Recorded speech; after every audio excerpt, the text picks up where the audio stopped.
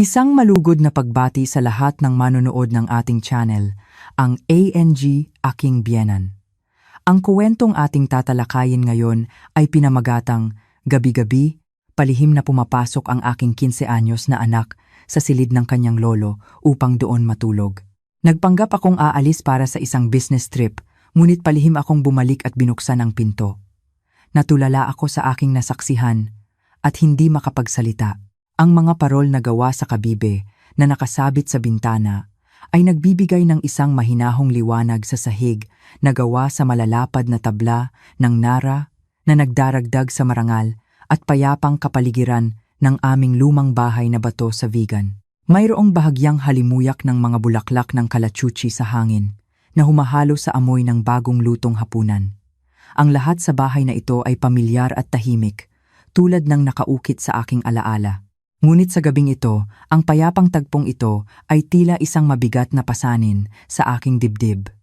Ako si Miguel, isang 42 labang taong gulang na negosyante at may dala akong mabigat na puso. Kararating ko lamang mula sa isang nakakapagod na 6 na buwang proyekto ng real estate sa magulong syudad ng Makati. Ang hapunan ay nakahain na, isang pagkakataon na dapat sana ay puno ng masasayang kuwentuhan at pananabik. Inabutan ako ng aking ama, na maputi na ang buhok, ng isang sandok ng mainit na sinigang na isda. Kumain ka ng marami. Anak, wika niya. Paborito mo ito. Siguradong na-miss mo ang lutong bahay pagkatapos ng matagal na pagkawala. Pilit akong ngumiti, sinusubukang itago ang pagod mula sa mahabang biyahe. Opo, tay. Kayo rin po, kumain na kayo. Huwag niyo na po akong asikasuhin. Ibinaling ko ang aking tingin sa aking anak na si Sofia. Sa loob lamang ng 6 na buwan, ang muntikong dalagita ay isa ng ganap na dalaga sa edad na 15. Ang kanyang mahabang buhok at malalakit bilugang mga mata ay kuhang-kuha sa kanyang yumaong ina na si Susan. Ngunit habang tinitingnan niya ako, mayroon akong naramdamang malamig na distansya sa kanyang mga mata. Sa buong hapunan, si Sofia ay halos hindi nag-angat ng tingin at tahimik na kumakain. Hindi man lang niya ako kinumusta. Ang buong atensyon niya ay nakatuon lamang sa kanyang lolo. Inabutan niya ito ng isang piraso ng adobong manok at nagsalita sa isang malambing na tinig. Lolo, kainin niyo rin po ito. Paborito niyo po ito, di ba? Nakaperpekto po ako sa pagsusulit namin sa Filipino kanina. Maligayang tumawa ang aking ama. At lalong lumalim ang mga gatla sa gilid ng kanyang mga mata. Aba, napakagaling talaga ng apo ko. Sige, kumain ka ng marami, at mamaya ay diligan natin ang mga orkidyas ni Lolo sa hardin. Opo, magiliw na sagot ng bata na may kasamang matamis na ngiti. Habang pinagmamasdan ko ang masayang pag-uusap ng maglolo, bigla kong naramdaman na ako'y isang bisitang hindi inaasahan, isang dayuhan sa sarili kong pamamahay. Para basagin ang nakakailang na katahimikan, sinubukan kong balewalain ang kawalan ng interes ng aking anak. Mula sa aking bag, inilabas ko ang isang mamahaling puting kahon. Sofia, may pasalubong si Papa sa'yo. Inilapag ko sa mesa ang pinakabagong modelo ng isang smartphone. Ito ay isang limited edition na ipinila pa ng aking sekretarya para lamang makuha. Inaasahan kong tatalon siya sa tuwa, tulad ng ibang mga tinedier. Ngunit nag-angat lamang siya ng tingin. Ang kanyang malinaw na mga mata ay dumaan lamang sa mamahaling kahon, walang bahid ng tuwa o pananabik. Mekanikal niyang iniabot ang kanyang kamay upang kunin ito. Salamat po, isang maikling sagot. Pagkatapos ay inilapag niya ang smartphone sa tabi ng kanyang plato na para bang isa itong walang kuwentang bagay. Muli siyang lumingon sa kanyang lolo. Lolo, tapos na po akong kumain. Pupunta na po ako sa kwarto ko. Tumayo siya. Magalang na yumuko sa akin. At nagmamadaling pumasok sa kanyang silid, iniwan akong nakalubog sa isang pakiramdam ng kahungkagan at kabiguan. Para bang may pumiga sa aking puso. 6 na buwan akong nawala, ngunit kahit ang pinakamahal na regalo ay hindi kayang bilhin ang ngiti ng aking anak.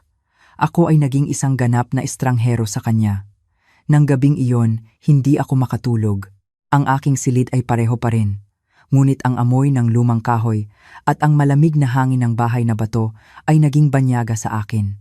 Nasanay na ako sa maningning na mga ilaw, malamig na aircon at mamahaling pabango ng aking penthouse sa Makati. Ang galit at pagkadismaya mula sa hapunan ay patuloy na bumabagabag sa aking isipan. Kinabukasan, sinadya kong gumising ng maaga upang makausap ang aking anak bago siya pumasok sa eskwela. Ngunit pagbaba ko sa sala, isang tanawin ang nagpainit ng aking ulo. Ang bagong smartphone ay naroon pa rin sa mesa, hindi ginalaw mula kagabi at mayroon ng manipis na alikabok dito. Nakita ko si Sofia na nakatalikod sa isang sulok, abala sa isang bagay. Hawak niya ang isang luma at basag-basag na smartphone. Hindi ko na napigilan ang aking sarili. Nilapitan ko siya at sinubukang kontrolin ang kumukulong galit sa aking dibdib. Sofia, bakit hindi mo ginagamit ang bagong telepono? Binili yan ni Papa para sa'yo. Nagulat si Sofia at mabilis na nag-angat ng tingin.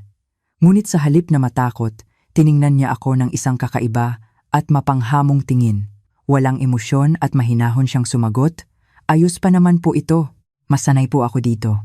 Gamitin niyo na lang po pa, o kaya ibenta niyo. Para akong binuhusan ng malamig na tubig. Ibenta? Sofia, ano bang pinagsasabi mo? Hindi ko na napigilan ang aking boses at napasigaw ako. Alam mo ba kung gaano kahirap ang trabaho ni Papa? Tinitiis kong hindi kumain at matulog para lang kumita ng pera, para maibigay sa'yo ang lahat, para magkaroon ka ng pinakamagandang buhay. Bago pa man ako matapos, biglang tumayo ang bata. Ang kanyang payat na mga balikat ay nanginginig. At pagkatapos ay sumigaw siya, isang sigaw na matagal na niyang kinikimkim. Pero hindi ko po kailangan yan. Ang kanyang boses ay matinis at puno ng galit at hinanakit. Nagsimulang tumulo ang mga luha sa kanyang mga pisngi. Hindi ko kailangan ng pera niyo pa. Hindi ko kailangan ng magandang smartphone. Humikbi siya at tinitigan ako ng diretso sa mata. Ang kanyang tingin ay puno ng panunumbat at sakit. Ang kailangan ko lang ay isang ama na umuuwi para sabay-sabay tayong kumain. Tulad ng mga tatay ng mga kaibigan ko, ang kailangan ko lang ay nandito ka. Pero wala ka naman. Ilang beses ka bang umuuwi sa isang taon? Pagkatapos niyang magsalita, hindi na niya ako tiningnan pa. Ibinagsak niya ang lumang telepono sa mesa at tumakbo papunta sa silid ng kanyang lolo sa dulo ng pasilyo. Ang malakas na pagsara ng pinto ay parang martilyong humampas sa aking dibdib.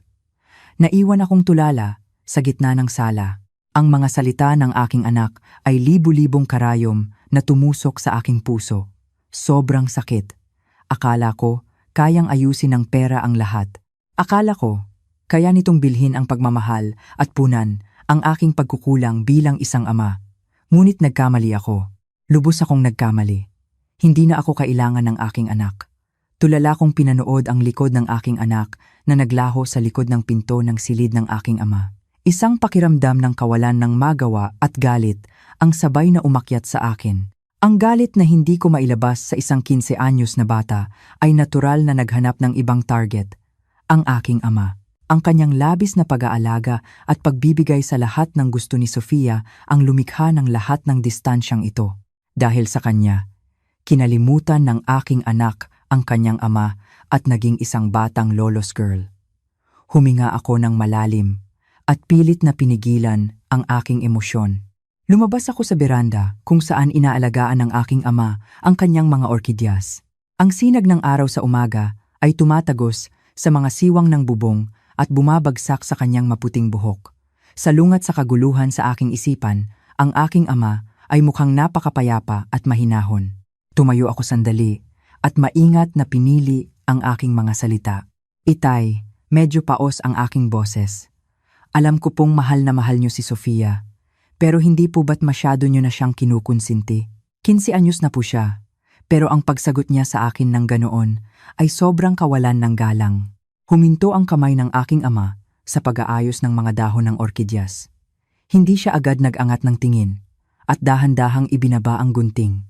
Pagkatapos ay lumingon siya sa akin na may isang tingin na hindi ko mabasa. Mahinahon niyang ininom ang nakahanda ng tsaa sa tasa. Kawalan ng galang, nagsalita siya ng marahan matapos humigop. Ang pagsasabi ba ng katotohanang ayaw mong marinig ay kawalan ng galang? O ang hindi pagpapakita ng tuwa sa isang mamahaling regalo mula sa isang amang halos hindi niya nakikita sa buong taon ang kawalan ng galang? Natigilan ako sa talas ng kanyang mga salita. Itinaas ko ang aking boses. Tay, ano po bang ibig niyong sabihin?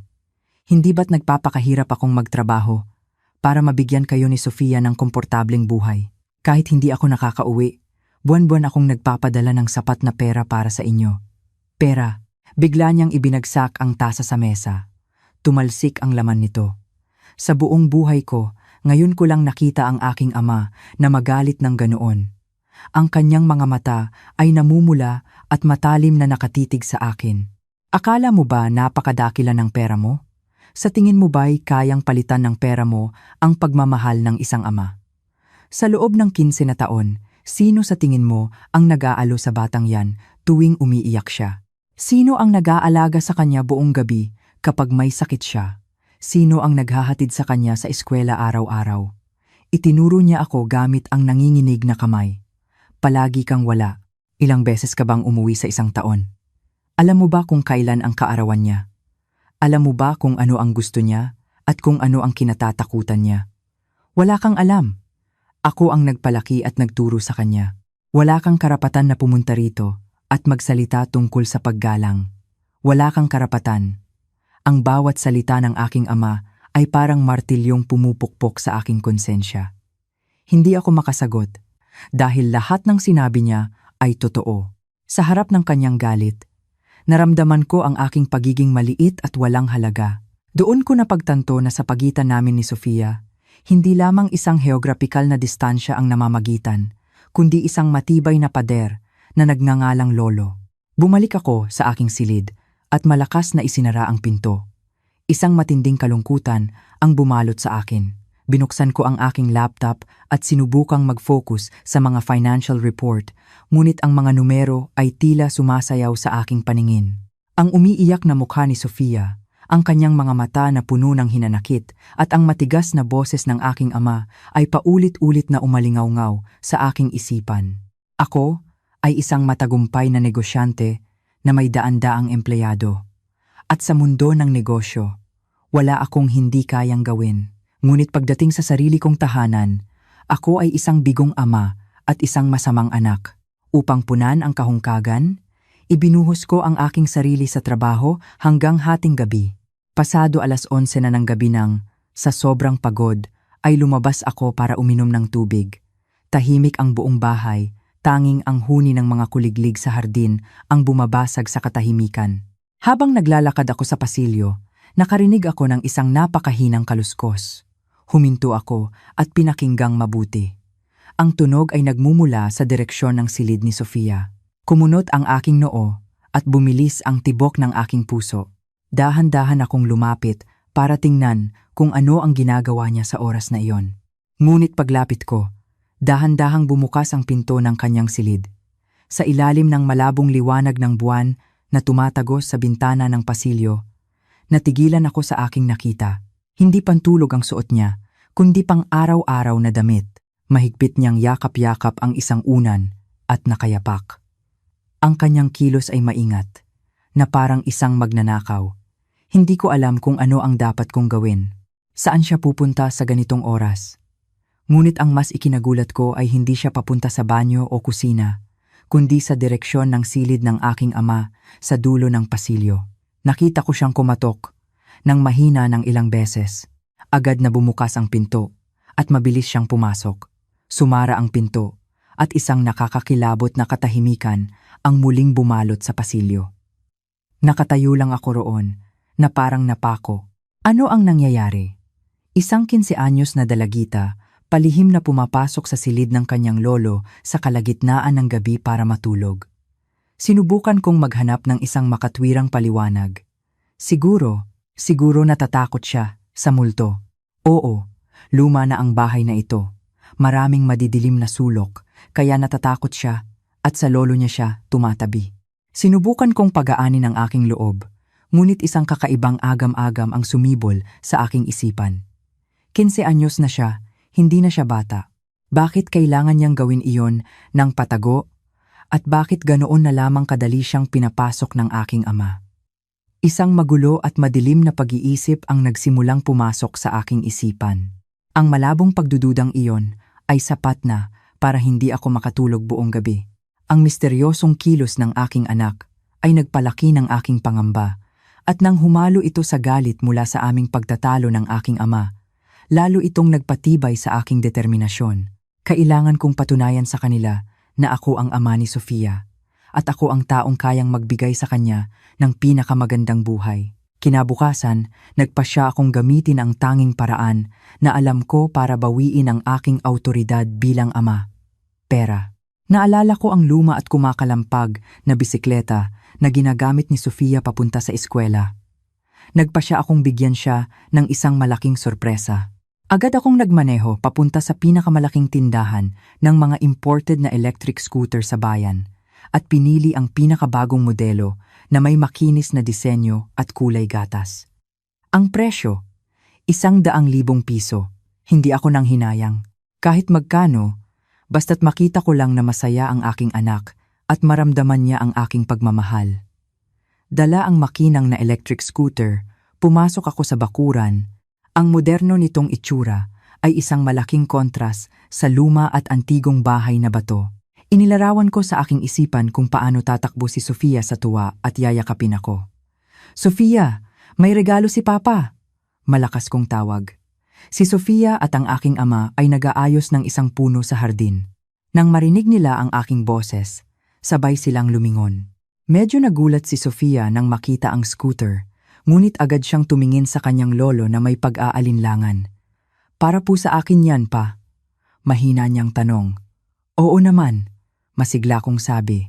"Delikado na ang luma mong bisikleta. Binilhan ka ni Papa ng electric scooter para komportable ka sa pagpasok. Maganda at madaling gamitin. Gusto mo ba?" Inaasahan ko ang isang ngiti at pasasalamat, ngunit yumuko lamang siya. "May bisikleta na po ako, pa." Kumunot ang aking noo. "Anong bisikleta?" "Yung luma at kalawangin na." Bago pa ako makatapos, tumayo ang aking ama at pumasok sa loob.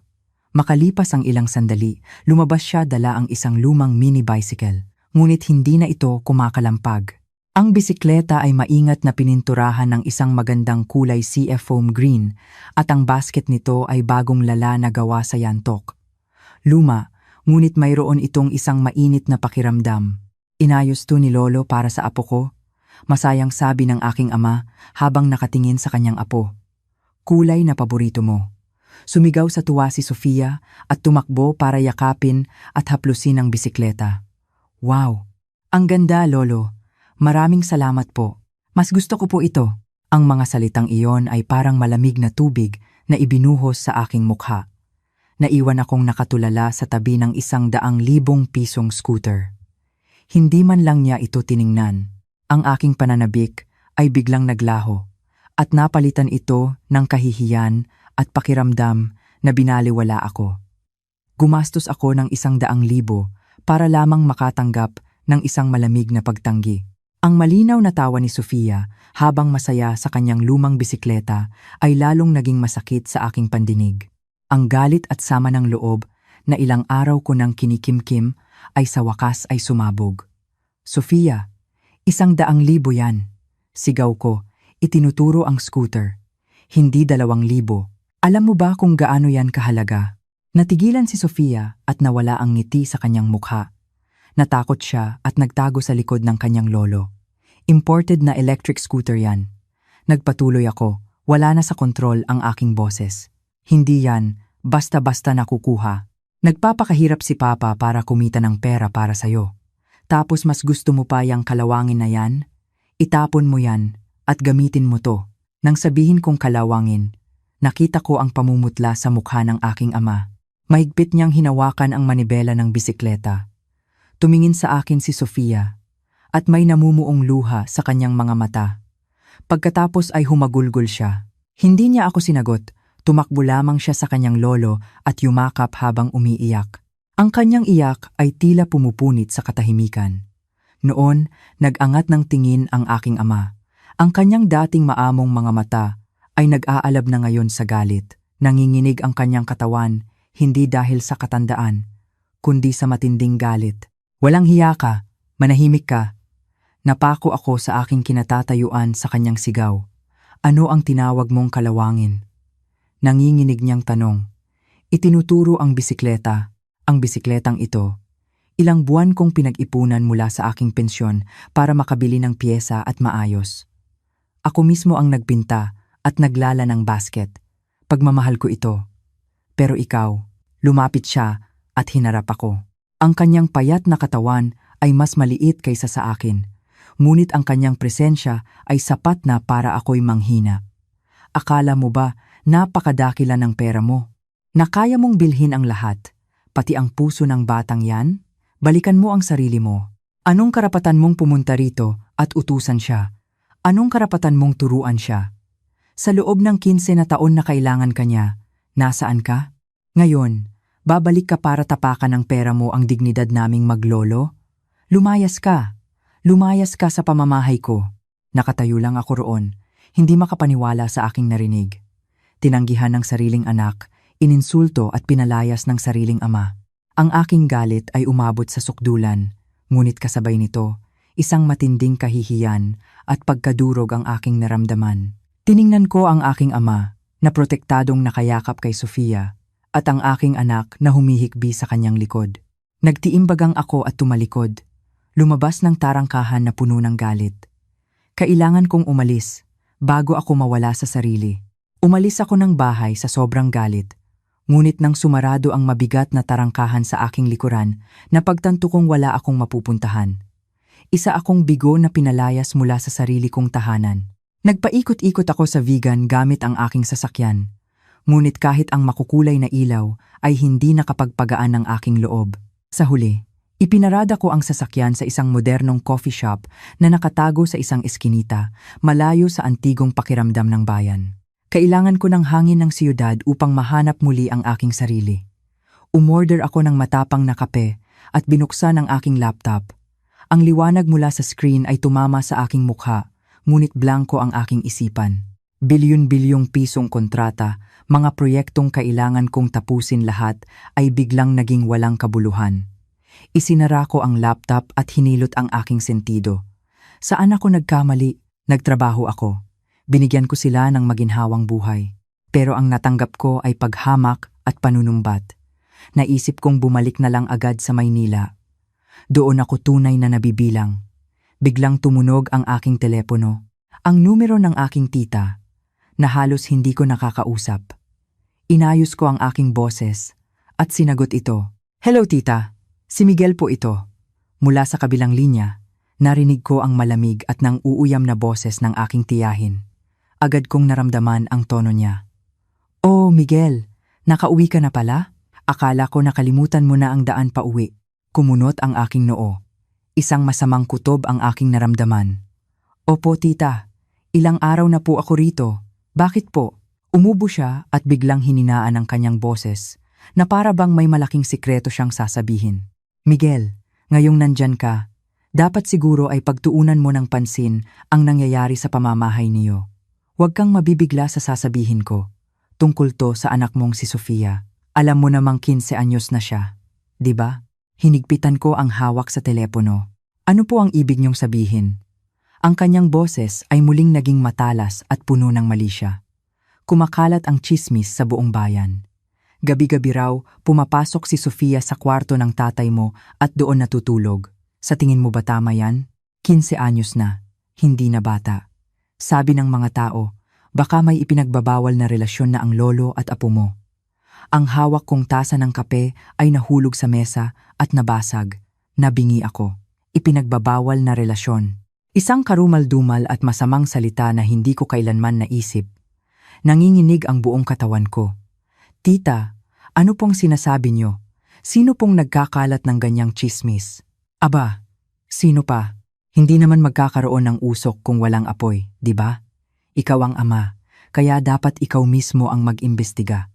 Tama ba na iwan mo lang ang isang nagdadalagang apo sa isang matandang lolo? Tinawagan lang kita para malaman mo kung ano ang dapat mong malaman. Sige na. Ibinaba niya ang telepono. Naiwan akong nakatulala sa gitna ng coffee shop. Hindi alintana ang mga mausisang tingin ng mga tao sa paligid. Ang mga salita ng aking tiyahin ay parang lason na kumalat sa aking sistema. Ang imahe ni Sofia na may dalang unan, palihim na pumapasok sa silid ng kanyang lolo. Ang labis na pagiging protektibo ng aking ama nang pagalitan ko si Sofia. Lahat ay biglang nag-ugnay-ugnay at bumuo ng isang nakakakilabot at masamang larawan na ayaw kong isipin. Hindi ko na maalala kung paano ako nakalabas ng coffee shop at nakapagmaneho pa uwi. Ang aking isipan ay puno ng dalawang salitang iyon. Ipinagbabawal na relasyon. Nasusuklam ako. Nasusuklam ako sa masamang tsismis. At nasusuklam ako sa aking sarili dahil hinayaan kong pumasok iyon sa aking isipan. Ngunit ang buto ng pagdududa, kapag naitanim na, ay mabilis na nag-uugat. Bumalik ako sa bahay. Ang lumang bahay na bato ay hindi na komportable. Isa na itong nakakasakal na kadiliman. Ang hapunan ng gabing iyon ay parang isang pagpapahirap. Hindi ako nagsalita, tahimik lang akong nagmamasid. Bawat maliit na kilos at galaw sa pagitan ng aking ama at ni Sofia ay sinuri ko sa ilalim ng lente ng aking pagdududa. Ang aking ama, tulad ng dati, ay maalaga sa kanyang apo.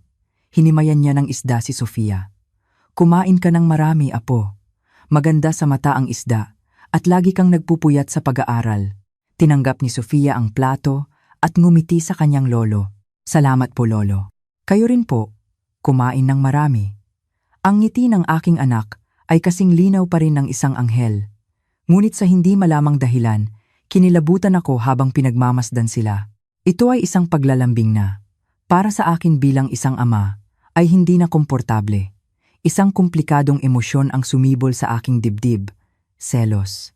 Selos dahil sa loob ng 15 na taon, ang aking lugar ay tuluyan ng napalitan. Selos sa matamis na ngiti na hindi kailanman ipinakita sa akin ng aking anak. Selos sa kanilang ugnayan na hindi ko kailanman mapapasok. Ngunit kasabay ng selos, sumibol ang isang masamang pagdududa. Hindi kaya lumalagpas na sa hangganan ang kanilang pagiging malapit. Hindi kaya ang pagiging protektibo ng aking ama ay hindi na purong pagmamahal? Nagsimula akong maghalungkat sa aking alaala. Ang gabi ng palihim na pumasok si Sofia sa silid ng kanyang lolo. Bakit kailangang patago? Kung takot lang siya sa multo, bakit kailangang kumilos na parang may ginagawang kasalanan? Ang galit at pagkawala ng kontrol ng aking ama. Nang pagalitan ko si Sofia, bakit kailangan niyang maging ganoon kaprotektibo? Bakit siya sumigaw ng wala kang karapatan? Dahil ba takot siyang may matuklasan ako? Tiningnan ko ang aking anak. Ang itsura niya ay tulad pa rin ng kanyang inang si Susan. Ang sakit ng pagkawala niya ay muling tumusok sa akin. At habang lalo akong nasasaktan, lalo akong nasusuklam sa sarili ko sa pag-iisip ng mga ganitong bagay. Pinagdududahan ko ang sarili kong ama at anak. Umiling ako. Sinusubukang iwaksi ang mga baliw na pag-iisip. Ngunit para itong linta na kumapit sa aking isipan. Nagpasya akong kausapin muna ang aking anak. Hindi ko na kayang mabuhay sa ganitong kaguluhan. Ngunit sa buong gabi, laging nasa tabi ng kanyang lolo si Sofia. Sabay silang nanood ng balita at masaya niyang ikinuwento ang mga nangyari sa eskwela. Hindi ako nakahanap ng pagkakataong makausap siya ng kami lang. Wala akong nagawa kundi maghintay. Kinabukasan, maaga akong gumising at umupo sa sala. May ugali ang aking ama na mag-ehersisyo ng maaga. Nang makita kong lumabas na siya ng tarangkahan, saka ako nagtungo sa silid ni Sofia. Kumatok ako, ngunit walang sumasagot. Dahan-dahan kong binuksan ang pinto at pumasok. Walang tao. Ang kama ay maayos, na para bang hindi tinulugan. Kumabog ang aking dibdib. Muli siyang natulog sa silid ng kanyang lolo, kahit na umuwi na ako. Galit at takot ang sabay na umakyat sa akin. Mabilis akong naglakad papunta sa silid ng aking ama. Hindi na ako kumatok. Marahas kong binuksan ang pinto. Natigilan ako sa aking nakita. Ang aking anak ay mahimbing na natutulog sa kama ng kanyang lolo. Yakap-yakap ang unan. Payapa ang kanyang mukha. Wala roon ang aking ama. Marahil ay hinayaan niya na lang matulog ang bata at bumangon na. Tinitigan ko ang aking 15 anyos na anak na natutulog sa kama ng kanyang lolo at ang mga salita ng aking tita ay umalingaw-ngaw sa aking tainga. Biglang gumalaw si Sofia at nagising. Nang buksan niya ang kanyang mga mata at makita ako na nakatayo sa may pinto. Nagulat siya at napabalikwas. Ang antok ay biglang nawala at napalitan ng pagkalito. Papa, bakit po kayo nandito? Kahit na ang suot niyang pantulog ay hanggang leeg, dali-dali niyang itinaas ang kumot hanggang sa kanyang dibdib. Ang kilos na iyon ay lalong nagpatibay sa aking hinala. Sinubukan kong panatilihing kalmado ang aking boses, ngunit naramdaman ko ang panginginig nito. Iyan dapat ang itanong ko sa iyo, Sofia. Bakit ka rito natutulog? Nasaan ang kwarto mo? Yumuko siya at pinaglaruan ang dulo ng kumot. Hindi niya ako kayang tingnan ng diretsyo. Kasi po, nag-atubili siya. Sabihin mo kay Papa. Bakit? Lumapit pa ako ng isang hakbang at tumaas ang aking boses. Kasi po, malamig po sa kwarto ko. Isang napakahinang dahilan. Malamig? Sarkastiko akong tumawa. Malamig sa ganitong panahon? Nagsisinungaling ka ba kay Papa? Magsabi ka ng totoo. Bakit ka rito natutulog? Umatras siya at nagsimulang mamuo ang mga luha sa kanyang mga mata. Pabulong niyang sinabi, sanay na po kasi akong katabi si Lolo. Sanay, hindi ako makapaniwala. Sofia, 15 anyos ka na. Isa ka ng dalaga. Hindi mo ba naiisip na hindi ito normal? Hindi mo ba alam kung gaano ito nakakadiri? Hindi ko na napigilan ang aking emosyon. Nang marinig niya ang salitang nakakadiri, bigla siyang nag-angat ng tingin. Hindi na siya umiiyak o natatakot. Tiningnan niya ako ng isang kakaibang tingin, na para bang nakakita siya ng isang halimaw.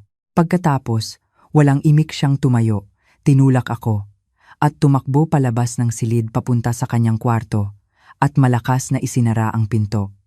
Naiwan akong mag-isa sa silid ng aking ama. Ang amoy ng insenso, ang takot na ipinakita ng aking anak sa simula, at ang kakaibang tingin niya sa huli lahat ay nagpatibay sa aking paniniwala na mayroong isang karumal-dumal na sikreto sa bahay na ito. Umupo ako sa sala at hinintay ang pagbabalik ng aking ama mula sa pag-iihersisyo. Ang galit sa aking dibdib ay sukdulan na parang isang bulkang malapit ng sumabog. Pagpasok niya sa pinto, agad akong tumayo. Itay, may kailangan po tayong pag-usapan. Seryoso po ito. Nagulat ang aking ama sa aking kilos. Ngunit tumango siya. Ano yon? Magsalita ka. Hindi na ako nagpaligoy-ligoy pa. Itay, seryoso po ako. Hindi niyo na po dapat pinapatulog si Sofia sa kwarto niyo. 15 anyos na po ang bata. Kumunot ang noo ng aking ama at nagpakita ng inis. Parang napag-usapan na natin yan kahapon. Natatakot ang bata sa multo. Bata pa lang siya, ganyan na. Bakit mo masyadong ginagawang seryoso? Multo? Sarkastiko akong tumawa.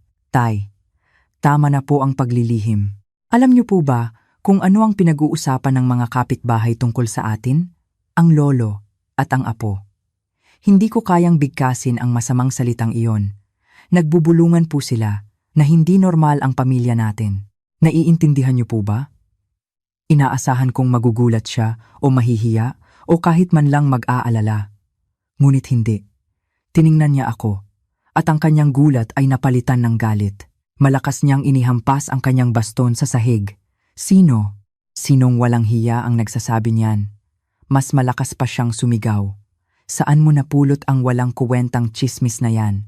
Hindi na po mahalaga kung sino ang nagsabi. Pero hindi naman po magkakaroon ng usok kung walang apoy, di ba? Sigaw ko rin. Isang 15 anyos na bata na gabi-gabing natutulog sa kwarto niyo. Sa tingin niyo po ba normal yan? Hindi niyo po ba naiisip na mali yan? Ang kawalan niya ng pakialam sa tsismis ay lalong nagpatibay sa aking paniniwala na mayroon siyang itinatago. Mali? Tiningnan niya ako na para bang isa akong kakaibang nilalang. Dugot laman ko ang batang yan. Apo ko siya. Ako ang nagpalaki sa kanya mula sanggol. Anong mali sa paglapit niya sa kanyang lolo dahil natatakot siya? Lumapit siya sa akin at itinuro ang aking mukha. O baka naman ang isipan mo ang puno ng masasamang bagay. Natigilan ako. Tay, inaalala ko po ang reputasyon ng pamilya natin. Reputasyon? Sarkastiko siyang tumawa. Isang taong lumayas ng bahay at halos hindi inalala ang anak sa loob ng maraming taon. Ngayon ay magtuturo sa akin tungkol sa reputasyon? Nababaliw ka na ba? Ano ba ang laman ng utak mo? Ang kanyang galit at matigas na pagtanggi ay lalo lamang nagpagulo sa akin. Sinasadya niyang pagtakpan ang katotohanan. Sinasadya niyang palabasin na normal ang lahat. Ang pagtangging ito ay mas nakakatakot kaysa sa pag-amin.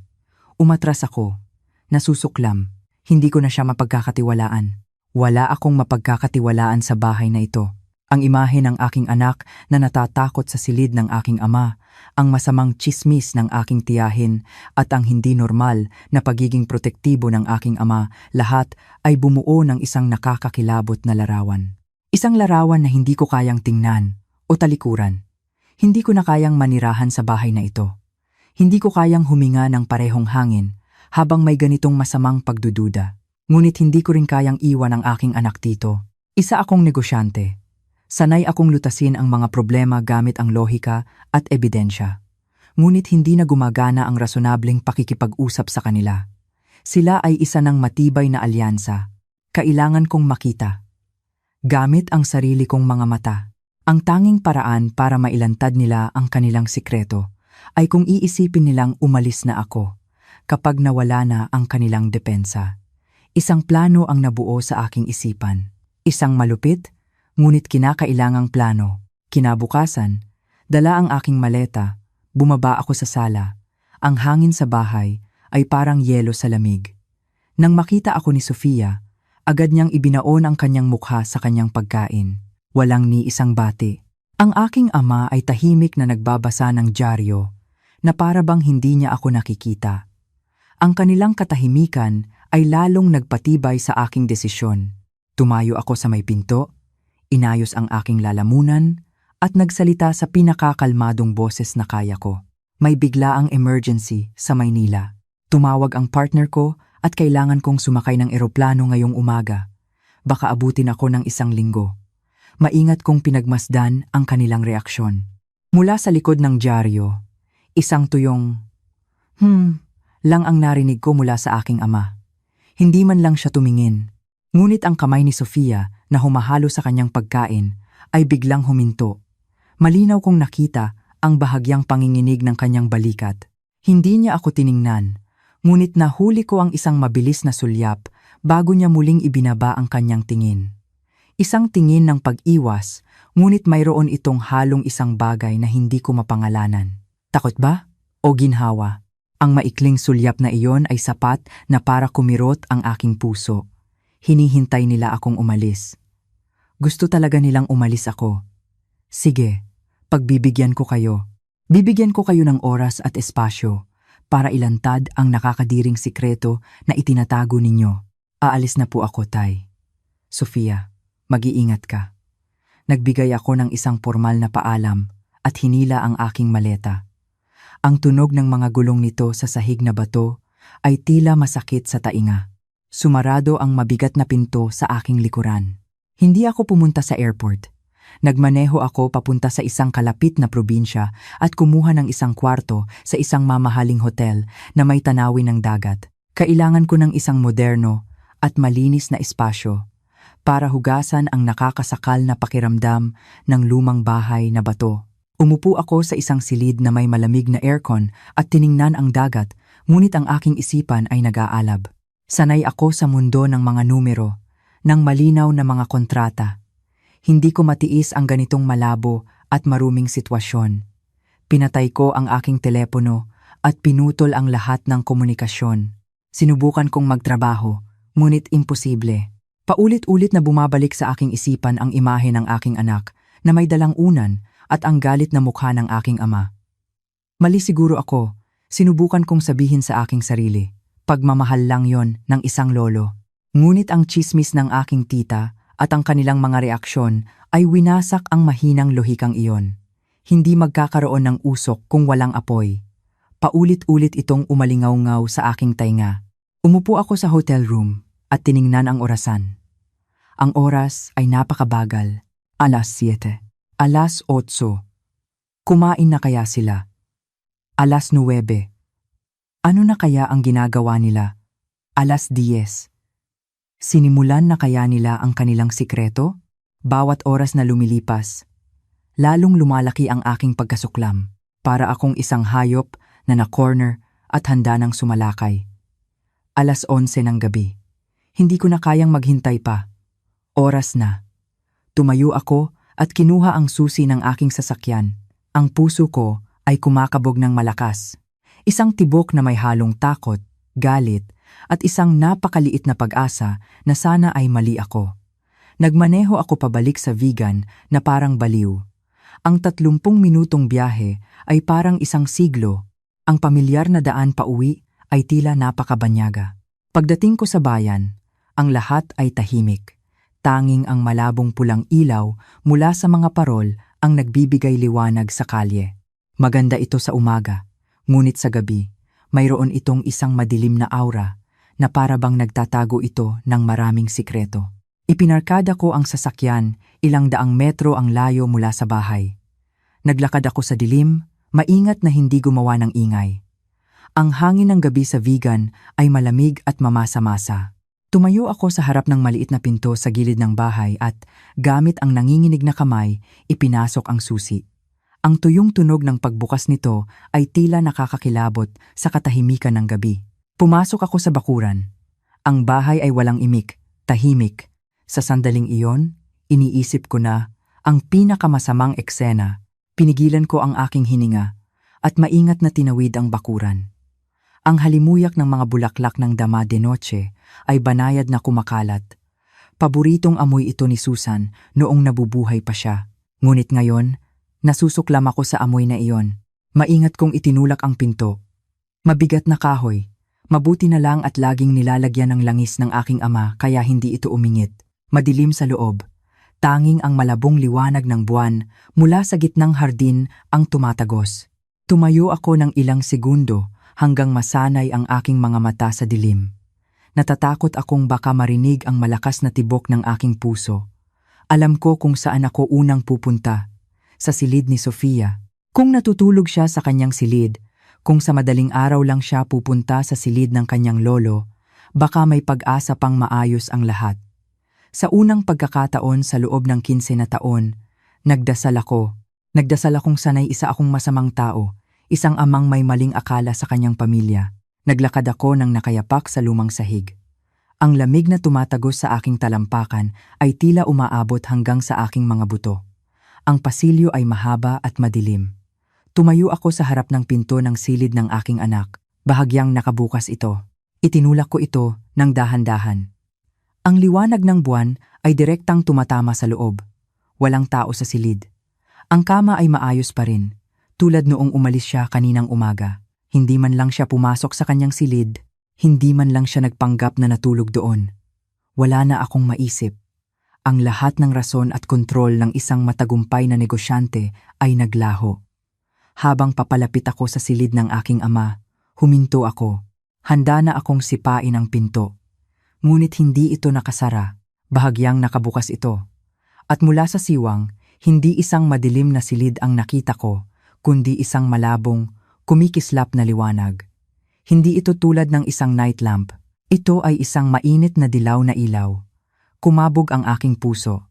Kinuyom ko ang aking mga kamao, ang aking mga kuko ay bumaon sa aking palad. Wala na akong mawawala. Lumapit ako at buong lakas na itinulak ang pinto. "Itay!" sigaw ko, puno ng galit. Handa na akong masaksihan ang pinakamaruming eksena. Ngunit ang aking sigaw ay namatay sa aking lalamunan. Napako ako sa may pintuan. Ang buong katawan ko ay tila nanigas sa lamig. Ang tanawin sa aking harapan ay lubos na naiiba sa aking inaasahan. Ang kama ng aking ama ay walang laman. Ang kumot at unan ay maayos na nakatumpok sa isang sulok. Ang liwanag ay hindi nagmumula sa isang night lamp. Nagmumula ito sa 2 maliliit na kandila na nakasindi sa sahig. At sa gitna ng silid, nakaupo ang aking ama sa isang banig. Nakasuot siya ng simpleng damit at nakatalikod sa pinto. Nakaupo siya, hindi sa harap ng kama, kundi sa harap ng isang bagay, parang dinurog ang aking puso. Doon ko napagtanto na nakaupo ang aking ama sa harap ng isang maliit na altar na gawa sa kahoy. At sa ibabaw nito, nakalagay ang aming wedding picture ni Susan, ang aking asawa, ang ina ni Sofia. Sa maingat na inalaga ang litrato, nakatingin siya sa akin. At sa tabi ng aking ama, nakaupo rin ang aking anak na si Sofia. Hindi siya natutulog. Nakasuot siya ng pang-araw-araw na damit na may manipis na kumot sa ibabaw. Yakap-yakap niya ang kanyang mga tuhod at nakatitig sa litrato ng kanyang ina. Ang silid ay puno ng amoy ng insenso. Natigilan ako, hindi makapagsalita. Naghanda ako para sa isang malaking komprontasyon. Naghanda akong makita ang impyerno. Ngunit ang aking nakita ay isang eksena ng pagluluksa. Narinig ng aking ama ang aking pagdating at dahan-dahang lumingon sa ilalim ng liwanag ng kandila. Malinaw kong nakita ang kanyang mga mata na namumula at puno ng luha. Tiningnan niya ako, walang galit, walang gulat, tanging isang malalim at matinding kalungkutan. Hindi siya nagsalita. Lumingon din si Sofia.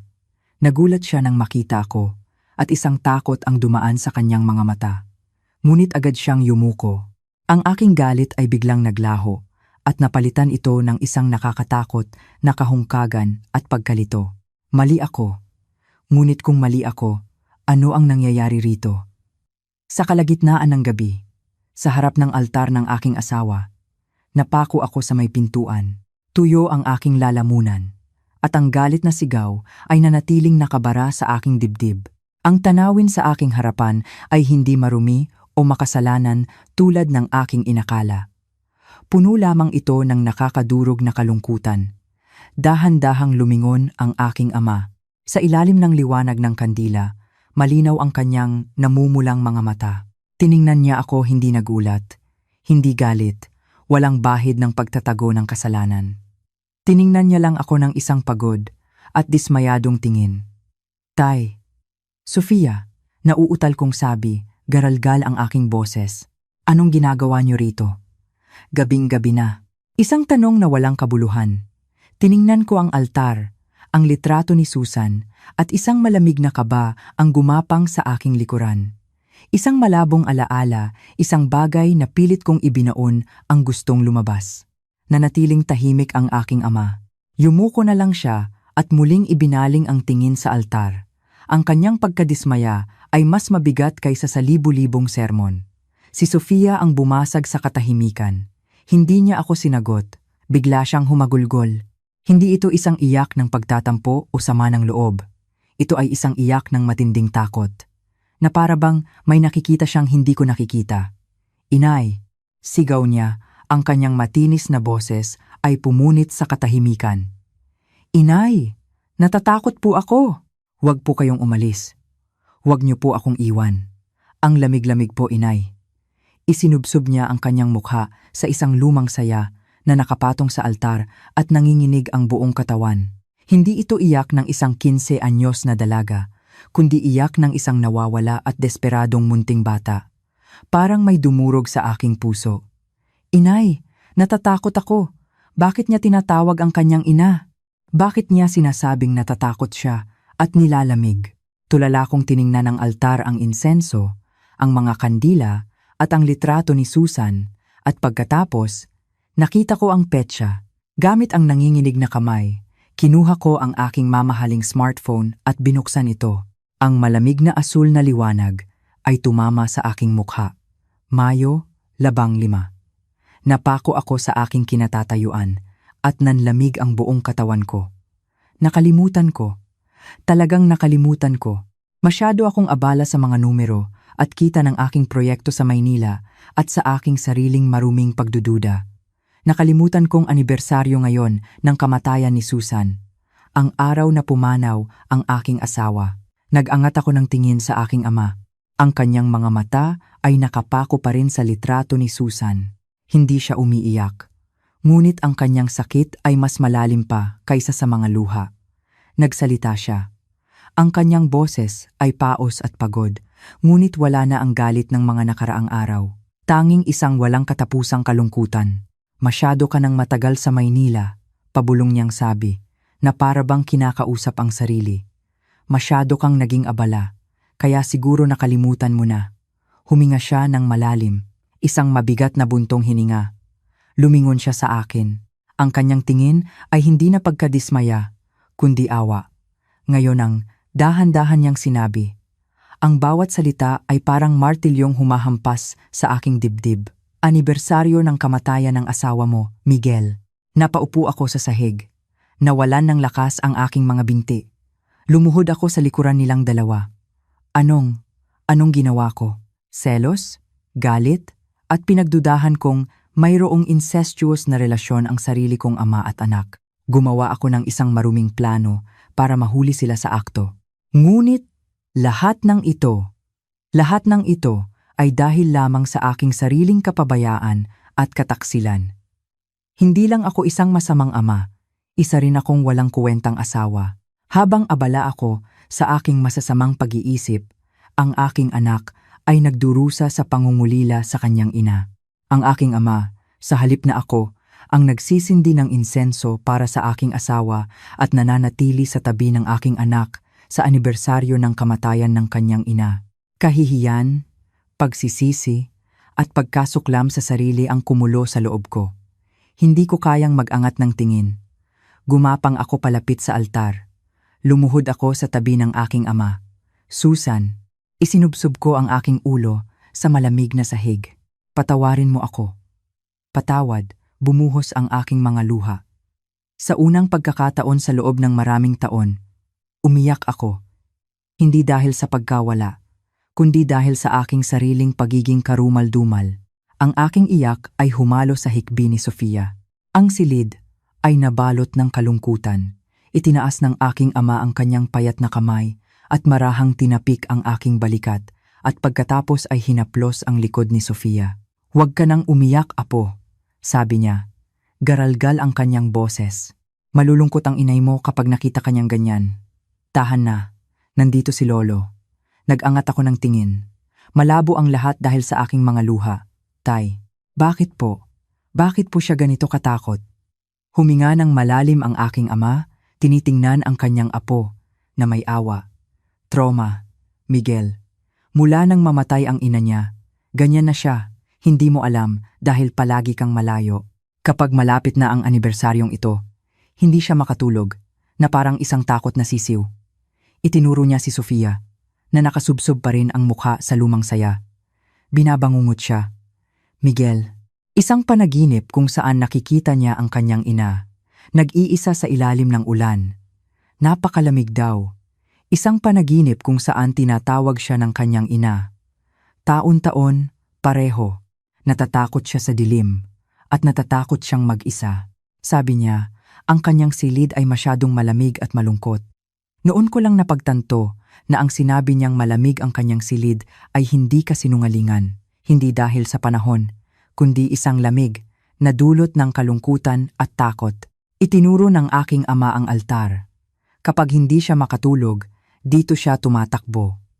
Dahil dito, nandito ang litrato ng kanyang ina. Sabi niya, ang amoy ng insenso ay amoy ng kanyang ina at dito siya nakakaramdam ng kaligtasan.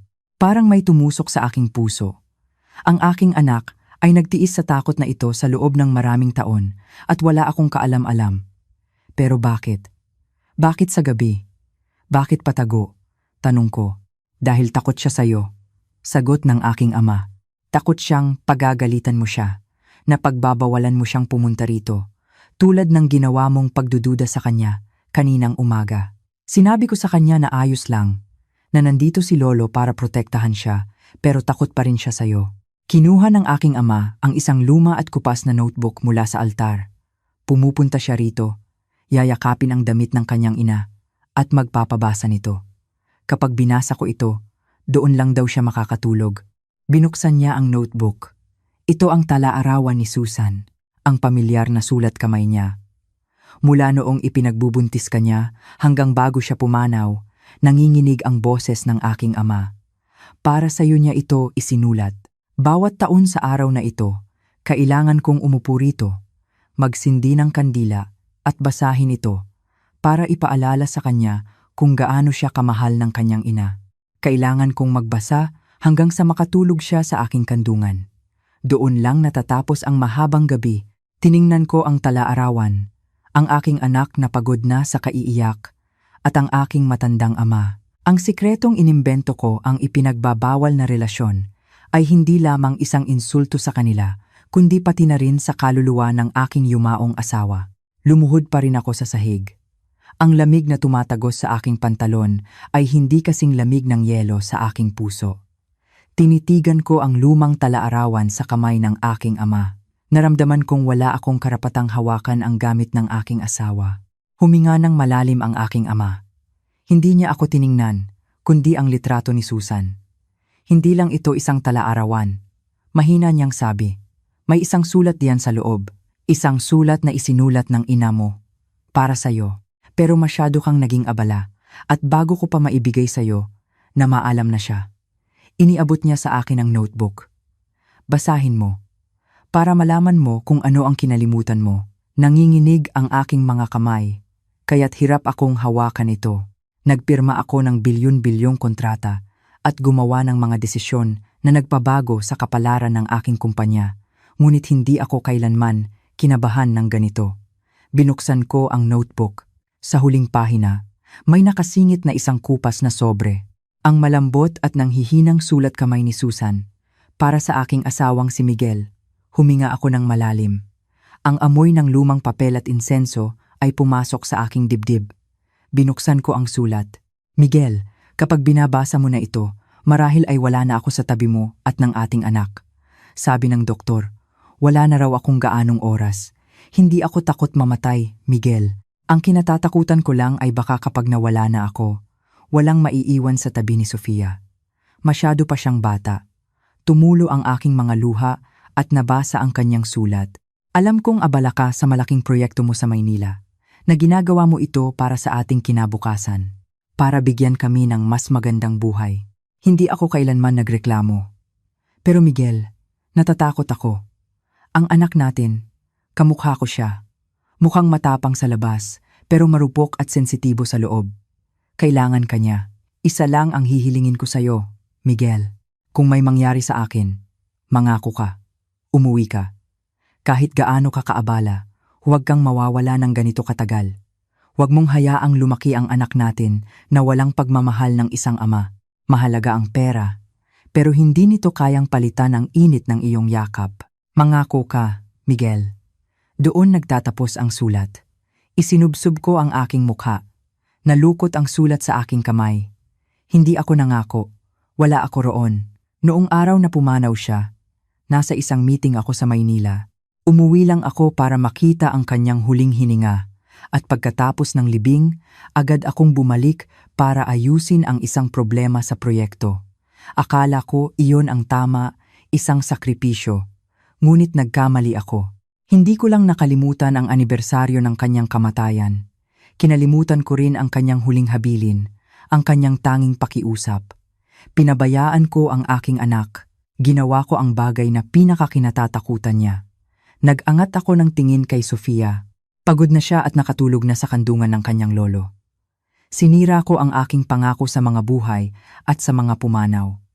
Tiniklop ko ang sulat, maingat na isinilid pabalik sa talaarawan at inilagay sa altar.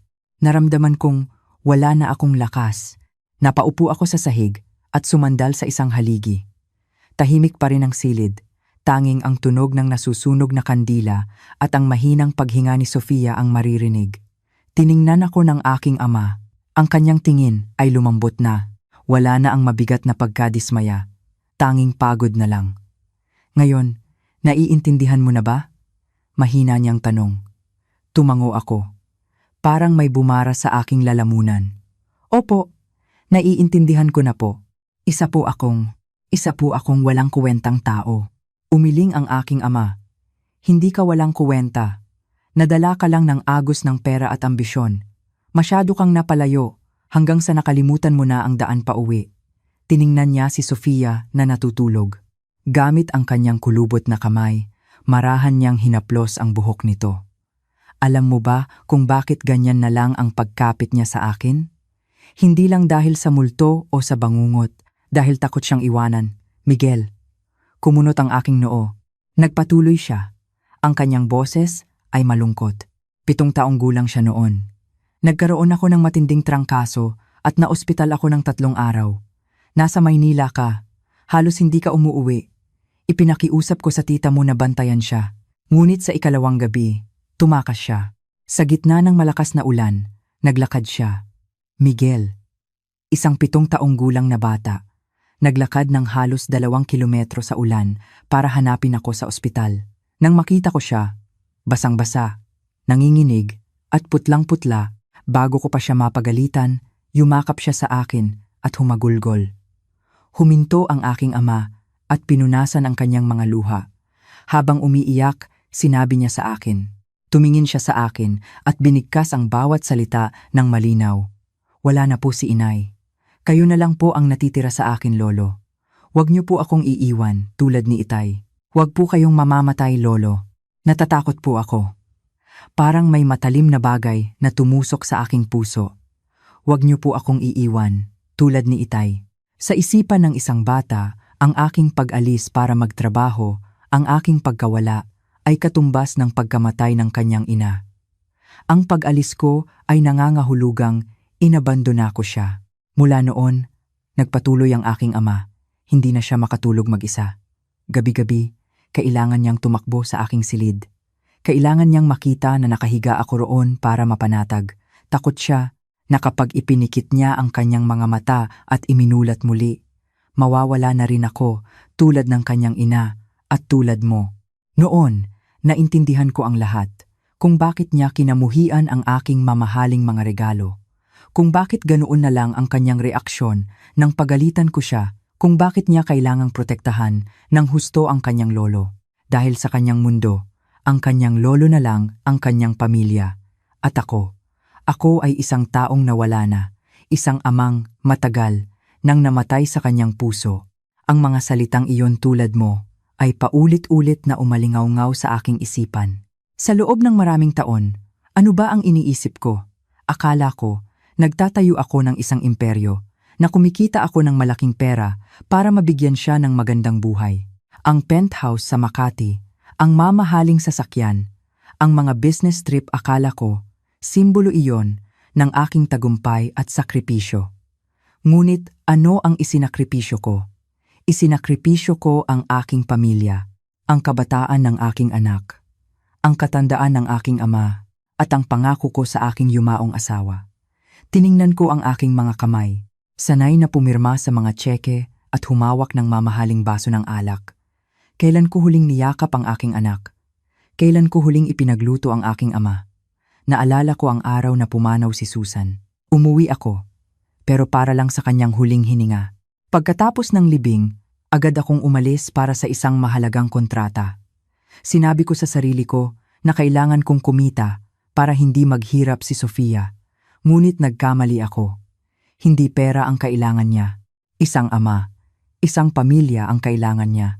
Ang mamahaling smartphone na binili ko ay nakatiwangwang pa rin sa mesa. Ang 100,000 pisong scooter na ginamit ko para insultuhin ang dignidad ng aking ama. Sinubukan kong takpan ng pera ang aking pagkukulang. At ang aking anak, mas matalino siya kaysa sa akala ko. Nakita niya ang lahat at ibinato niya sa aking mukha ang murang kapalit na iyon. At paano ako? Ang karumal-dumal na amang ito, tumugon sa kanyang sakit at takot sa pinakamaruming pagdududa. Naniwala ako sa tsismis ng aking tita. Hinayaan kong sakupin ako ng salitang incestuous. Gumawa ako ng isang masamang plano para mahuli sila sa mismong araw ng anibersaryo ng kamatayan ng aking asawa. Isang pagkasuklam ang umakyat sa aking lalamunan. Kinamuhian ko ang aking sarili. Hindi ko kayang tingnan ang litrato ni Susan. Hindi ko kayang tingnan ang aking ama. At hindi ko kayang tingnan ang aking anak. Tay, sinubukan kong magsalita, ngunit garalgal ang aking boses. Wala po akong masabi. Isa po akong hayop, tay. Umiyak ako na parang isang bata. Dahil sa pagsisisi, sa kahihiyan, sa hindi mapapatawad na kapabayaan ko. Hindi ako pinagalitan ng aking ama. Marahan niya lang tinapik ang aking balikat. Isang init na matagal ko nang hindi naramdaman. Kung alam mong hayop ka, huminga siya ng malalim. May pag-asa ka pa. Wala akong lakas ng loob na matulog sa aking silid. Ang mamahaling maleta at ang laptop na may stock charts ay tila mga ebidensya ng aking malamig na kapabayaan. Wala rin akong lakas ng loob na hawakan ang aking anak. Natatakot akong baka madumihan ng aking mga kamay ang kanyang kawalang malay. Kaya nanatili akong nakaluhod sa banig sa tabi ng aking ama. Ang gabi ay mahaba at tahimik. Halos maubos na ang mga kandila. Ang kumikislap na liwanag ay tumatama sa pagod na mukha ng aking ama at sa mukha ni Sofia na, kahit basa ng luha, ay payapang natutulog. Yakap-yakap pa rin niya ang lumang saya ng kanyang ina na para bang ito ang tanging salbabida niya. Gumawa ang aking ama. Ang kanyang matatandang buto ay tumunog. Maingat niyang inangat ang ulo ni Sofia mula sa kanyang kandungan at inilagay sa isang inihandang unan. Kinumutan niya ito ng maayos. At tumayo siya. Akala ko matutulog na siya. Ngunit hindi. Hindi siya pumunta sa kama. Naglakad siya papunta sa isang lumang aparador na gawa sa kahoy. Isang aparador na natatandaan kong naroon na mula pa noong bata ako. Bumukas ito ng may umingit na tunog. Mula sa loob, kinuha niya ang isang luma at kupas na photo album na may pulang takip. Bumalik siya sa aking tabi. Walang imik, inilagay niya ang album sa aking kandungan. "Tingnan mo ang mga lumang litrato," paos niyang sabi. "Tingnan mo at alalahanin para malaman mo kung ano ang kinalimutan mo." Gamit ang nanginginig na kamay, binuksan ko ang unang pahina, ang aming wedding picture ni Susan. Pareho kaming nakangiti ng malapad, isang ngiti ng kabataan at pag-asa. Nooy payat ako, ngunit nag-aalab ang aking mga mata. At si Susan, suot ang mismong puting bestida na yakap-yakap ni Sofia ngayon. Sunod na pahina. Ang binyag ni Sofia, isang mataba at mapulang sanggol sa kandungan ni Susan. Ang binyag niya, mahinang sabi ng aking ama, "Nasa Maynila ka, mayroon ka raw importanteng proyekto, tumawag ka lang." Tuwang-tuwa si Susan, habang kausap ka, sinasabing kamukhang kamukha mo raw ang bata, lalo na ang matigas mong noo. Isa na namang patalim ang tumusok sa aking puso. Hindi ko man lang maalala ang binyag ng aking anak. Nagpatuloy ako. Isang litrato ni Sofia na natututong maglakad, hawak ang kamay ng kanyang lolo, nakangiti. Ang unang araw niya sa eskwela, suot ang kanyang uniforme, hawak ang bag, ngunit ang isang kamay ay mahigpit na nakahawak sa kamay ng kanyang lolo. Hindi sa aking kamay. Umiyak siya ng husto noong araw na yan, sabi ng aking ama. Hinahanap ka niya. "Nasaan po si Papa, Lolo? Bakit hindi po siya ang maghahatid sa akin?" Kailangan kong magsinungaling, Miguel. Sinabi kong umalis si Papa para kumita ng pera at ibili siya ng damit ng prinsesa. Doon lang siya tumahan. Tinitigan ko ang mga litrato. Tinitigan ko ang aking nakaraan. Ang nakaraan kung saan wala ako. Nilagpasan ko ang lahat.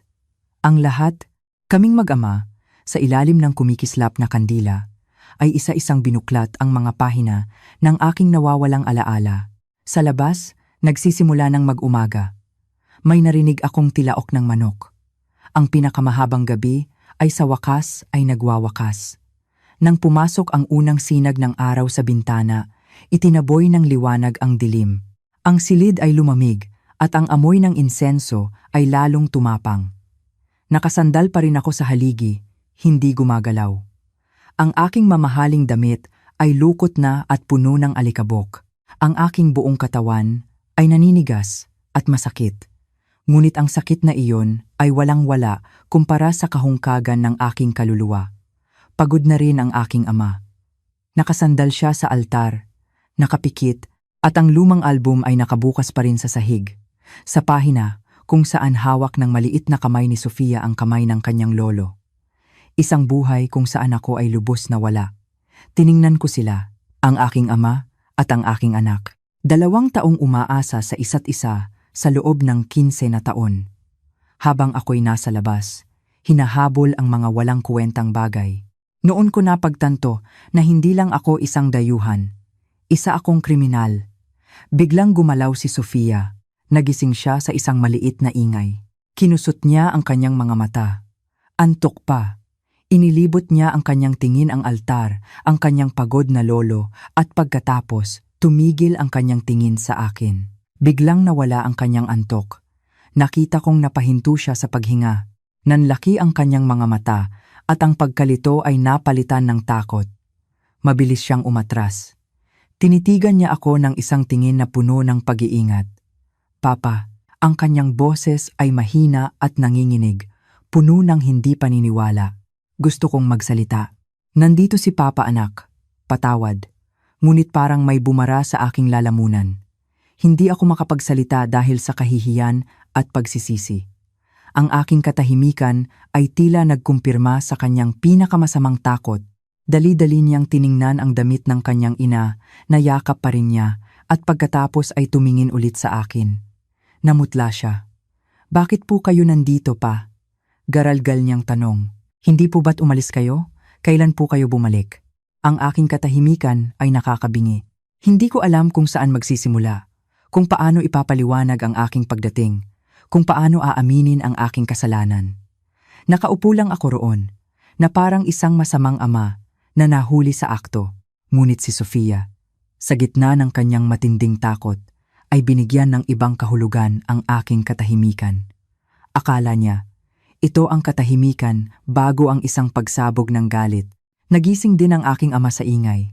Nakita niya kaming dalawa, Sofia. Bago pa man niya matapos, inakala ni Sofia na ibubuhos ko ang aking galit sa kanyang lolo. Naalala niya ang aming mga pagtatalo, ang paghamak ko sa lumang bisikleta. Ang takot ay nag-udyok sa kanya na kumilos.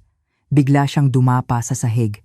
Gumapang siya at, gamit ang kanyang maliliit na braso, hinarangan ang kanyang lolo na para bang isang inahing manok na pinoprotektahan ng kanyang sisiw. Lumingon siya sa akin at muling bumuhos ang kanyang mga luha. Humikbi siya sa takot. Papa, huwag niyo pong saktan si lolo. Huwag niyo po siyang sasaktan. Natigilan ako. Saktan? Kailan ko? Tiningnan ko ang aking nanginginig na anak. Nagmamakaawa na huwag kong saktan ang kanyang lolo. Sa kanyang mga mata, hindi lang ako isang pabayang ama. Ako ay isang halimaw na kayang manakit. Hindi po kasalanan ni lolo. Ako po ang may kasalanan. Sigaw niya, sinusubukang akuin ang lahat. Ako po ang pumunta rito. Kasi po natatakot ako. Ako po ang nagpumilit sa kanya na basahin ng tala-arawan. Wala po siyang kasalanan. Kung magagalit po kayo, kung mananakit po kayo, ako na lang po ang saktan nyo. Ipinikit niya ang kanyang mga mata at umurong na para bang naghihintay ng hagupit. Gumuho ang mundo ko. Kahit ang masamang tsismis ay hindi kasing sakit ng kilos na ito ng aking anak. Ang tsismis ay kasinungalingan, ngunit ang takot na ito ay totoo. Ang takot niyang sasaktan ko ang kanyang lolo ay totoo. Ito ang katotohanan ng kung sino ako sa kanyang mga mata. Isang bayolenteng ama. Tiningnan ko ang aking mga kamay. Ang mga kamay na pumipirma ng bilyon-bilyong kontrata ay, sa mata ng aking anak, mga kamay na kayang saktan ang isang matanda. Sofia, anong pinagsasabi mo? Sabi ng aking ama. Ngunit pinutol siya ni Sofia. Nakapikit pa rin. Nagmakaawa siya. Papa, parang awa niyo na po. Patawarin niyo na po si lolo. Gagamitin ko na po yung bagong telepono. Pangako po. Sasakyan ko na rin po yung scooter.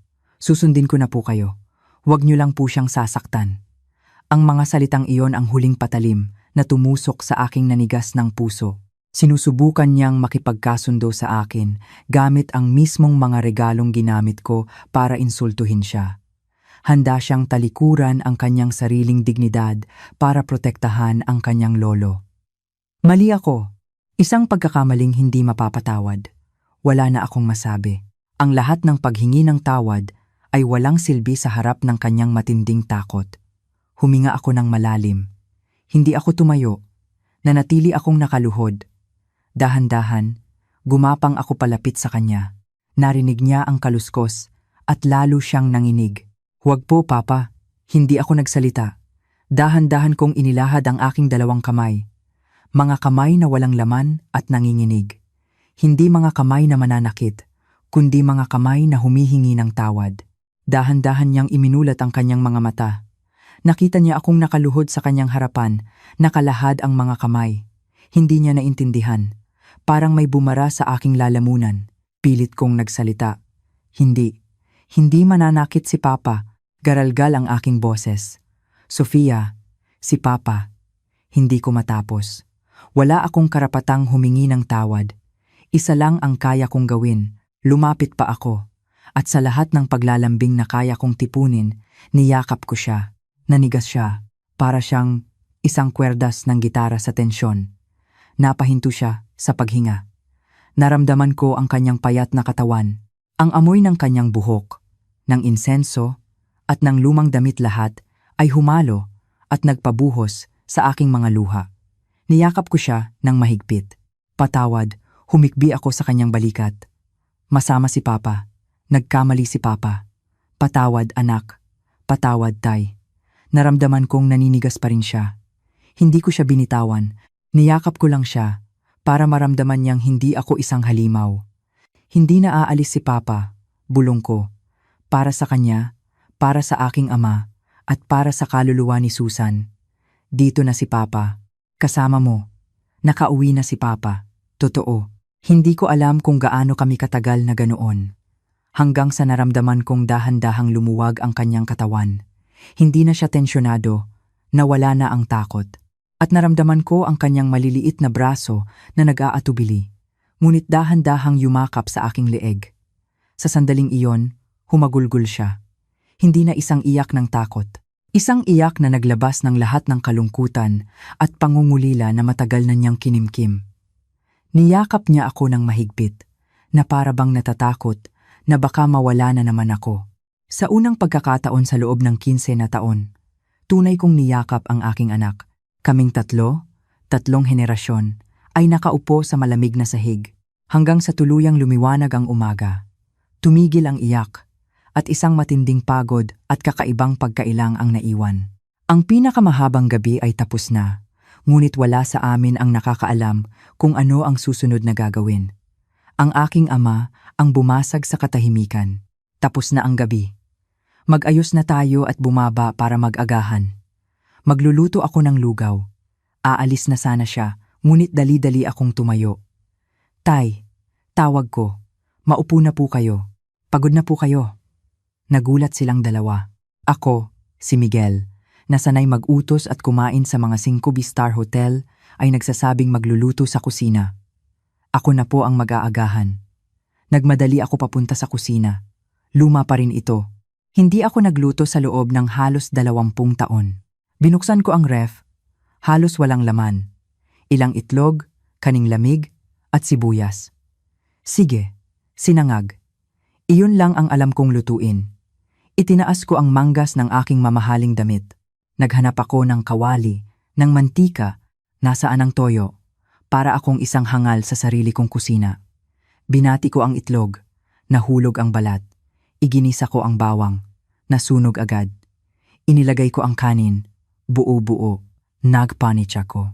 Makalipas ang ilang sandali, naghain ako ng 3 plato ng sinangag, buo-buo, maputla, at may mga sunog na bahagi. Sobrang nakakahiya. Inilapag ko ito sa mesa. Ito lang po ang nagawa ko. Lumapit ang aking ama, umupo, at tumikim. Dahan-dahan siyang ngumuya, at tumingin sa akin. Sa unang pagkakataon sa loob ng ilang araw, ngumiti siya. Ayos na. Medyo sunog, pero pwede na. Maingat na umupo si Sofia. Tumingin siya sa akin. Pagkatapos sa sinangag, kumuha siya ng isang maliit na subo. Pinigilan ko ang aking hininga. Nguya siya. At mahinang nagsalita. Medyo maalat po pa. Ay, pasensya na, sabi ko, namumula. Matagal na kasing hindi nagluluto si Papa. Tatayo na sana ako nang bigla niyang kinuha ang kanyang tinidor. Kinuha niya ang pinakamagandang piraso ng itlog mula sa kanyang plato at dahan-dahang inilipat sa akin. Natigilan ako. Hindi niya ako tiningnan. Nakayuko lang siya. Kain din po kayo pa. Pagod din po kayo. Umupo ako at tiningnan ang itlog sa aking plato. Muling may bumara sa aking lalamunan. Tumango lang ako. Ang pader ng yelo sa pagitan namin ng aking anak sa loob ng 15 na taon ay sa wakas ay nagsimulang matunaw sa harap ng isang plato ng sunog na sinangag. Ang sunog na sinangag na iyon ang marahil ang pinakamasarap na pagkaing natikman ko sa buong buhay ko. Hindi dahil sa lasa, kundi dahil sa isang pirasong itlog mula kay Sofia. Ito ay isang senyales na hindi pa huli ang lahat. Ngunit alam kong hindi sapat ang isang kainan at isang paghingi ng tawad. Hindi kayang punan ng ilang araw ang 15 na taong pagkukulang. Nakaupo ako sa beranda, umalis na si Sofia papuntang eskwela, gamit ang kanyang lumang bisikleta. Hindi na niya ako iniiwasan, ngunit mayroon pa ring distansya. Ang aking ama ay tahimik sa loob, naghihintay kung ano ang susunod kong gagawin. Nagsimulang mag-ring ang aking telepono, daan-daang email, 12-dosenang tawag. Ang magulo at abalang mundo ng Maynila ay tinatawag ako pabalik. Isang bilyon-bilyong proyektong real estate, isang mahalagang board meeting. Bumalik ka na, sabi ng aking instinct. Ngunit naalala ko ang mukha ni Sofia na sumisigaw. Huwag niyo pong saktan si Lolo. At ang sulat ni Susan. Ibinaba ko ang telepono. Kung aalis ako ngayon, mawawala na naman ako. At sa pagkakataong ito, habang buhay na. Kinuha ko ang telepono, pero ngayon alam ko na kung sino ang tatawagan ko. Hello, Kim? I-cancel mo lahat ng schedule ko this week. Pero sir, cancel mo lahat, pinutol ko siya. Hindi lang this week, indefinitely. At ihanda mo na ang pagbenta ng penthouse sa Makati. Dito na ako titira. Ibinaba ko ang tawag. Alam kong isang kabaliwan ang desisyong ito. Babagsak ang stocks, malulugi ako. Ngunit sa unang pagkakataon sa loob ng 15 na taon, naramdaman kong ginagawa ko ang tama. Ang desisyon kong manatili ay nagdulot ng isang tahimik na pagbabago. Naging isang estrangherong kasama sa bahay. Araw-araw, nag-uumpisa akong mag-ayos para sa aking bagong buhay na may pag-asa at pasensya. Isang gabi, pagkatapos ng hapunan, nakita ko ang album. Kinuha ko ito, huminga ng malalim, at nagtungo sa silid ng aking anak. Sofia, tawag ko. Nagulat siya. Itinaas ko ang album. Gusto mo bang tingnan ulit ang mga litrato ni Mama? Ikukwento ko sa'yo. Nag-atubili siya, ngunit tumango. Umupo ako sa tabi niya. Binuksan ko ang unang pahina. Ang mama mo. Nagsimula ako. Napakaganda niya sa araw na to. At napakatigas ng ulo. Alam mo ba? Nagsimula akong magkwento. Mga kwentong wala sa tala-arawan. Kung paano kami unang nagkakilala. Ang mga pagkain niyang laging maalat o sunog, pero ang mama mo, napakaganda niyang ngumiti. Yung dimple mo sa kaliwa, sa kanya mo nakuha yan. Sinulyapan ko siya at nakita ko ang isang ngiti. Isang mabilis, ngunit totoong ngiti. Ang unang totoong ngiti niya para sa akin. Nagpatuloy kami sa pagkukwentuhan. Sa gabing iyon, ang pader ng yelo sa pagitan namin ay sa wakas ay nabitak. Lumipas ang mga linggo. Ang buhay ko ay nagkaroon ng bagong ritmo. Araw-araw, umuuwi ako para sa hapunan. Natuto akong magluto. Isang gabi, habang nagtatrabaho ako, may kumatok. Si Sofia, nakapantulog, yakap ang unan at ang tala-arawan ni Susan. Papa, mahina niyang sabi. Pwede niyo po bang basahin to? Gusto ko pong marinig sa boses niyo. Ito ay isang pagsubok, isang pagkakataon para pumasok sa kanyang mundo. Tumango ako at inilahad ang aking kamay. Akin na.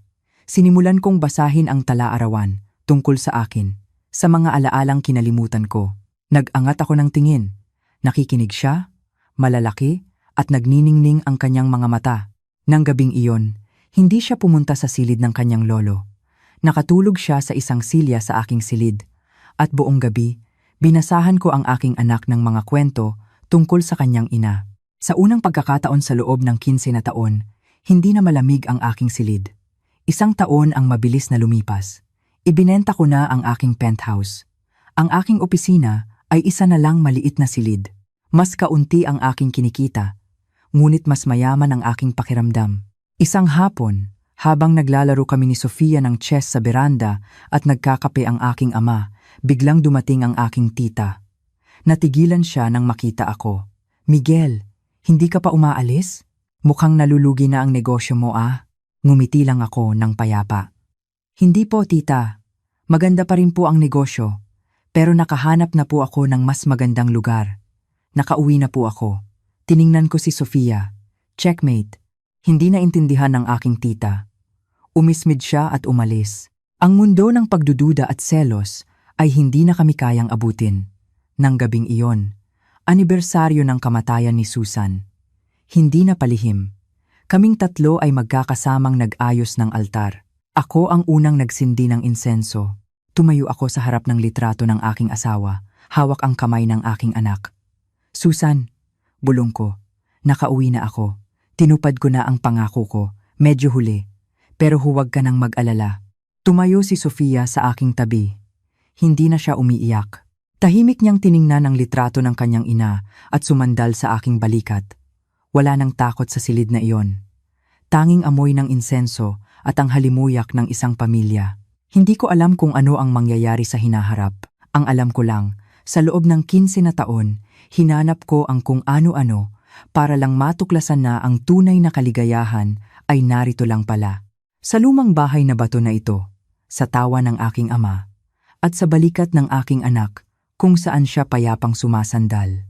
Tunay na nakauwi na ako, mga kaibigan dito sa ang aking bayanan. Habang pinakikinggan ninyo ang pagtatapos ng ating kwento, nais kong sandaling kumatok sa inyong mga puso, nasaan man kayo sa mundo. Sa sandaling ito nasa biyahe pa uwi, nagpapahinga sa inyong tahanan, o marahil ay nag-iisip-isip lang sa isang tahimik na sulok sana'y naramdaman ninyo ang init ng salaysay na ito.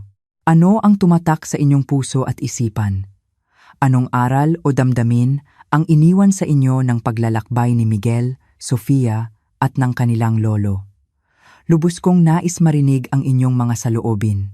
Huwag kayong mag-atubiling ibahagi ang inyong mga komento sa ibaba. Kung ang kwentong ito ay nakaantig sa inyo, mangyaring pindutin ang like button at mag-subscribe sa ating channel upang patuloy tayong makapagsama-sama sa mga susunod pang paglalakbay ng puso. At bilang pangwakas, isang taos-pusong dalangin para sa inyong lahat.